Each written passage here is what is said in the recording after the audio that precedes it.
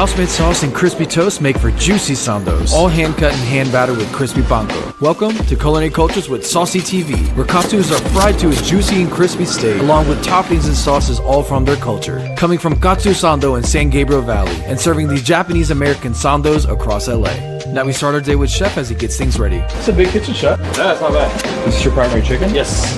We do cut all of them by hand, which is kind of crazy. Between ingredients and the process, Chef's family was inspired to represent their culture, all while focusing on quality at the forefront. I understand. Hey, where are we at, Chef? We're at Katsu Sando, San Gabriel. What's Katsu Sando known for? We are known for our Katsu Sandos, the Katsu sandwiches. Katsu is short for cutlets, Japanese. We bread it in our panko. It's actually pretty awesome if you want to look at it later. Is that what he's doing right now? Breading it right now. The cutlet sando, sando is short for sandoichi, sandwich. Started as a pop-up in West Hollywood. It was Daniel, kind of like pet project. He was in Japan working out there. While he was out there, you go to Konbini, convenience store, like 7-Elevens. Okay, yeah. You get these little Japanese Katsu sandwiches. They're very tiny, very thin. He was like, oh, you know what? When I go back, I'm gonna do this right. Started cutting our own. So we ship over, we fly in the panko. It's not that freeze-dried crap. They're actually big, thick chunks of panko. And so you're saying you're bringing it from... Yeah, we ship it over. Wow. Look at this panko he's doing right now. They're a lot more flaky here. We call them shards. You wanna get them nice and shardy. Wow. Literally, you can't even see the chicken anymore. The breading is actually, everyone thinks it's a very simple thing. We've actually got these guys. And to your point, I mean, it's the uniqueness of the size of the crumbs along with, I guess, whatever bread they're using to make the crumbs.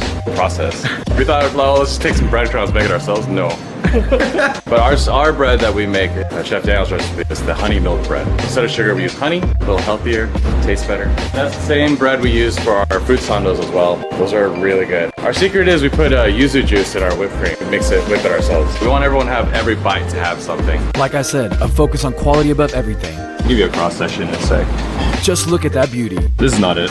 It looks good, though. Thanks, man. Hearing Chef's disappointment around something that looks so appetizing says everything about their intention and execution, and we're only just getting started.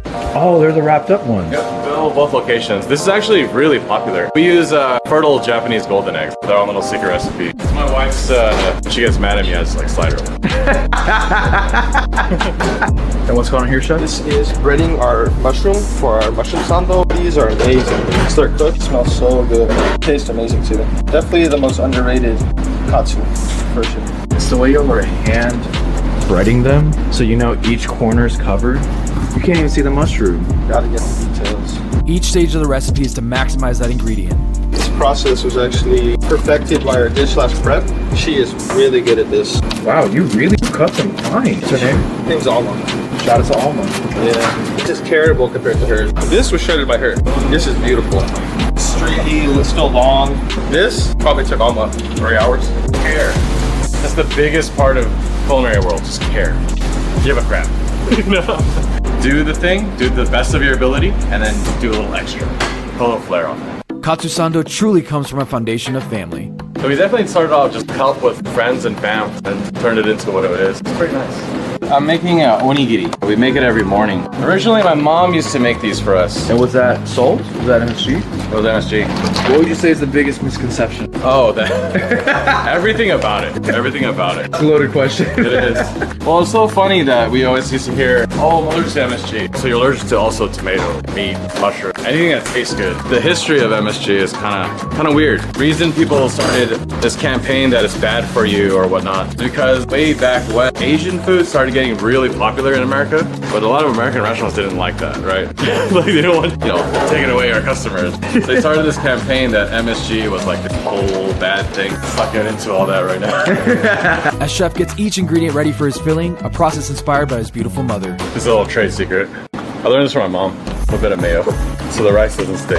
All right, shout out to Mrs. Sun. Yeah. After we started doing it ourselves, like saying like, I'm a little tired. Wow, Mom, you're really doing all of these every day? Like, so wake up 3 a.m., start making this, put the rice aside to cool, go to church, morning service, come back. I'm like, oh my God. The only thing I can't get her to stop doing is the fillings. So I asked her, for the recipe, and she'll be like, oh, like this much of that and this much of this. I'm like, Mom, can you give me like cups and grams or, measurement? She's like, no.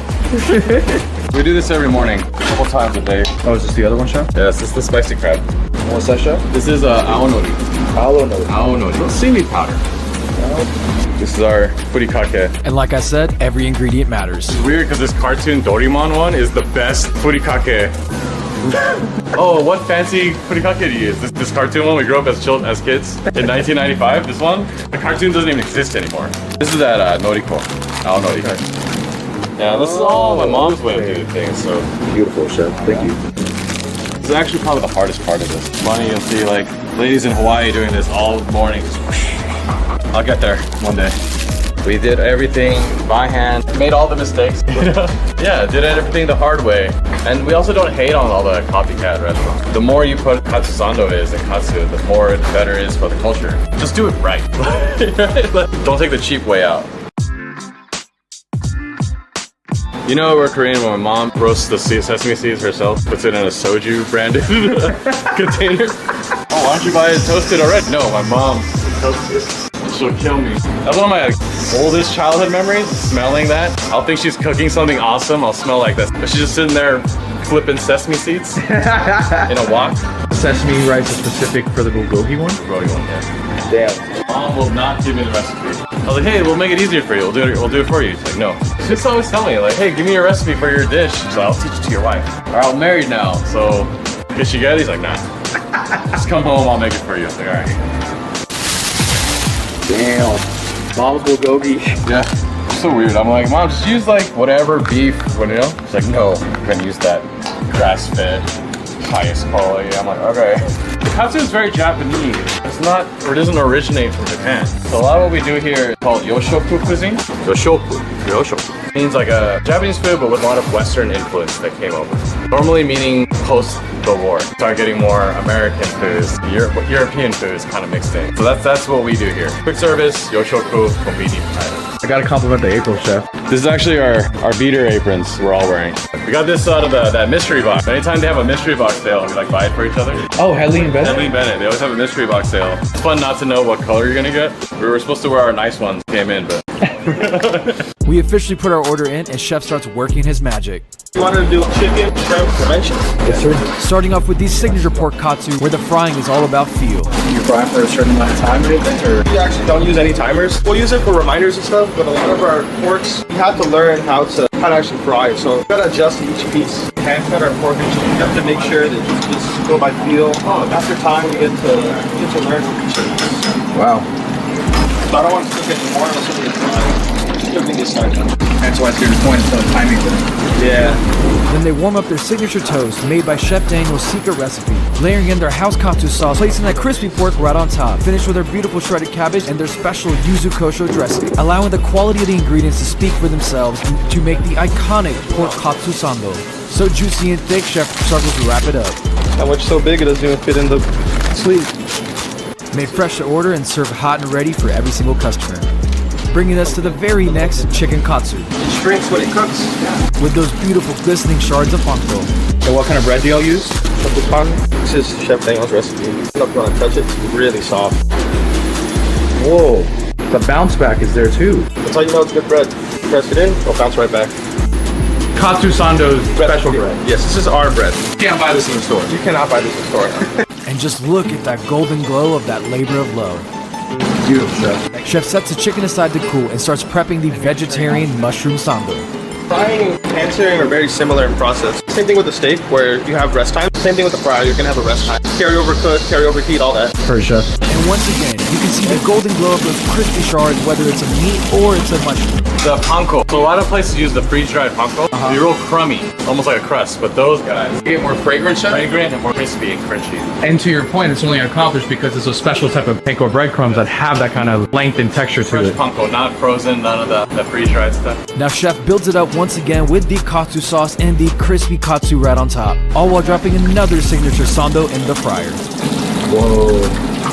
It's nuts. Stacked with a special honey sauce and candied walnuts. Both sandos are finished with cabbage and the yuzu kosho dressing, delivering a perfect combination for a delicious chicken katsu sando. Juicy and crispy in all the right corners, and then bringing us to my personal favorite, the honey walnut shrimp sando, with sweet and savory pockets of goodness. No other place to do a full shrimp.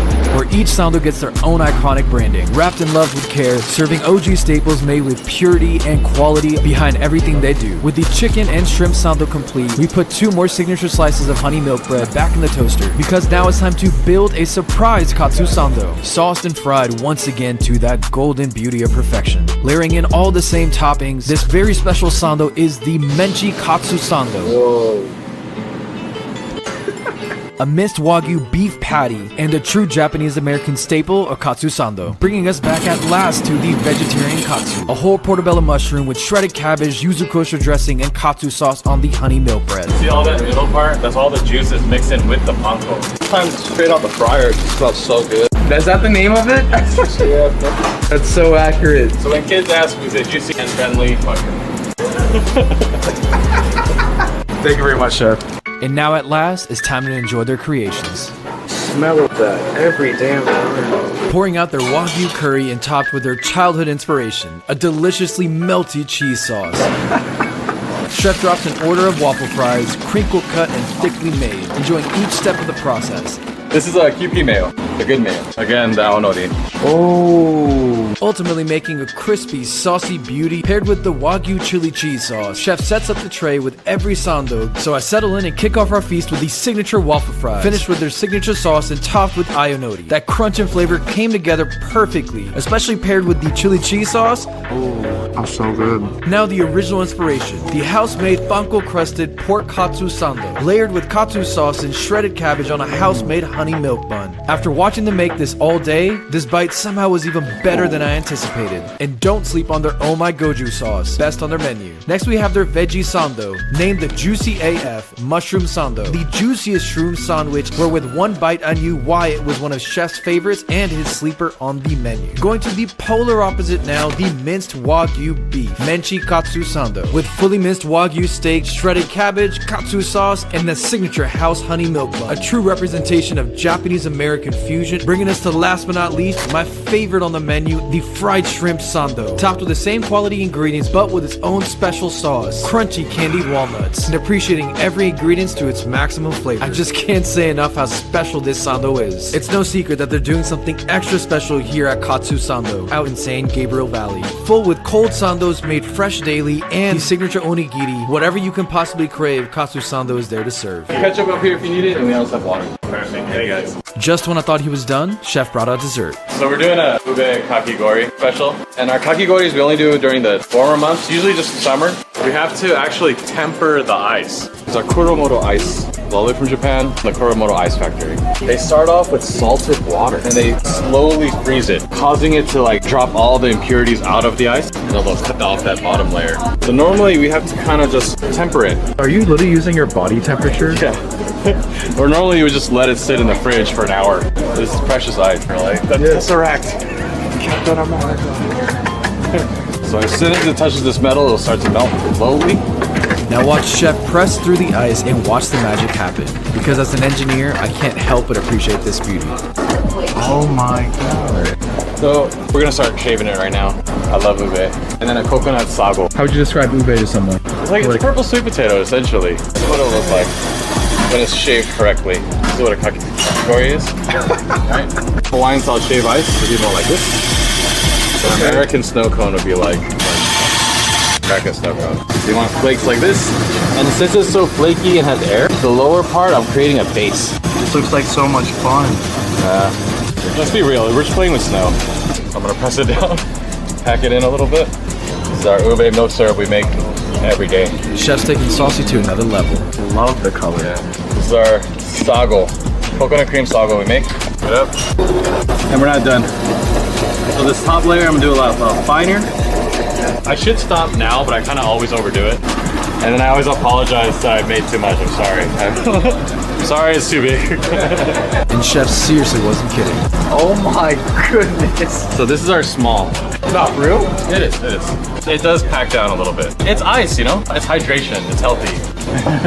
This one, since it's a milk syrup, I do a little higher. The milk kind of seeps through it, so it might fall apart easier. It's a lot softer. But you get this cool design when you start pouring the... You can tell a real kakigori.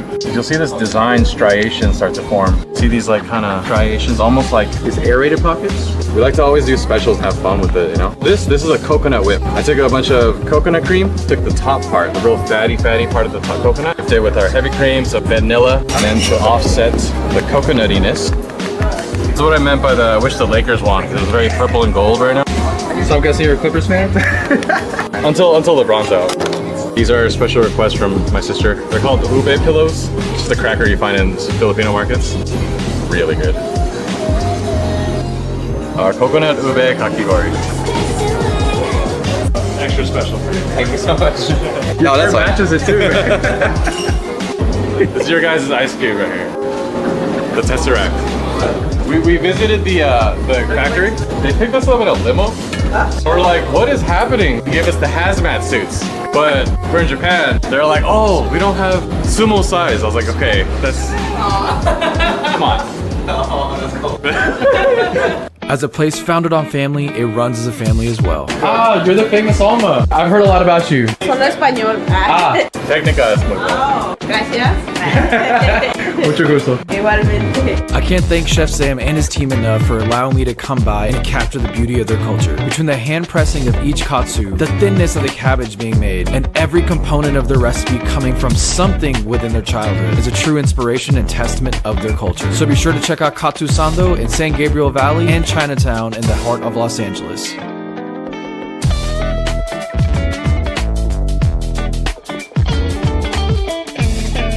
We always tell people, don't eat that on your break, lunch break, because that with some curry, you're not going back. Go straight to sleep.